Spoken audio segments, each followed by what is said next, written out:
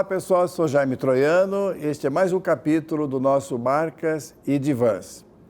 Hoje eu quero tocar num tema, para algumas pessoas pode até ser um pouco desagradável, mas eu espero que ele seja construtivo, que é o seguinte, muitas vezes as mudanças à nossa frente, as mudanças que a gente encontra na nossa vida, não vêm ao encontro do nosso desejo, elas negam um pouco as nossas expectativas. É muito comum isso acontecer e cada um lida com isso de uma forma. Eu não sou talvez a melhor pessoa para lidar com isso, não sou professor disso, pelo contrário, muitas vezes elas me incomodam.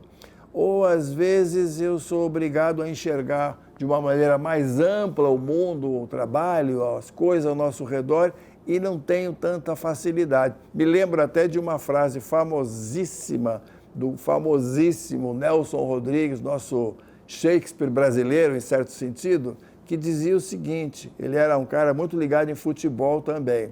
Ele dizia, olha, o pior jogador de futebol, o jogador que é cego, é aquele que só olha para a bola, que não tem essa visão mais abrangente. Ou seja, ou porque não é mais ampla a visão, ou porque a gente nega mudanças que nos incomodam, isso às vezes nos atrapalha muito. E me fez lembrar de um filme maravilhoso, um clássico de Hollywood chamado Sunset Boulevard, que depois virou peça de teatro. Eu tive o privilégio de assistir a peça na própria Broadway. O filme eu já vi várias vezes, né?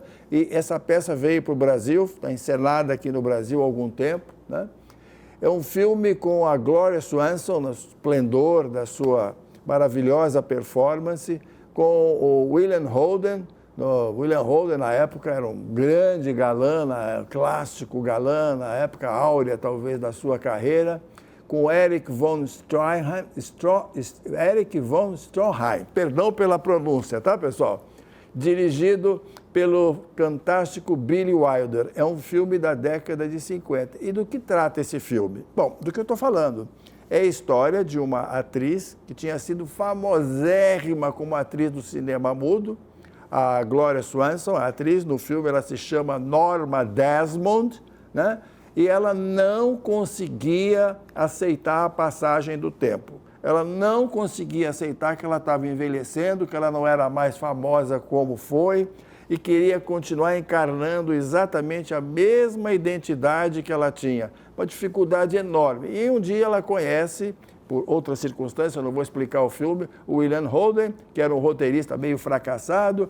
Ela se apaixona por ele, mas de alguma forma ele não queria, ele se aproveita dela, ela é abandonada e mata o William Holden no filme. Muito bem, aliás, o filme é muito interessante, porque o filme começa com ele sendo morto numa piscina e o filme é contado de trás para frente como se fosse a voz do próprio artista que foi morto. Muito bem, a Norma Desmond era, portanto, alguém que não aceitava a passagem do tempo, não aceitava essa mudança que ela estava vivendo, né?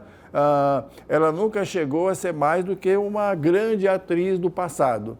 Eu fico me perguntando o seguinte, quantas vezes na nossa profissão a gente não vê empresas e marcas que lutam para permanecer exatamente como foram ou como eram, sem a menor preocupação de, com alguma forma de renovação, dar um passo para frente, ainda que ela mantenha as suas características originais, sem querer ser frívola, ser jovenzinha, ser alguma coisa com pinta de cool, né? Quer dizer, isso talvez ela não volte a ser nunca, mas uma preocupação em evoluir, em ser um pouco mais próxima do seu mercado, ser um pouco mais adaptada à sua maturidade, isso é fundamental.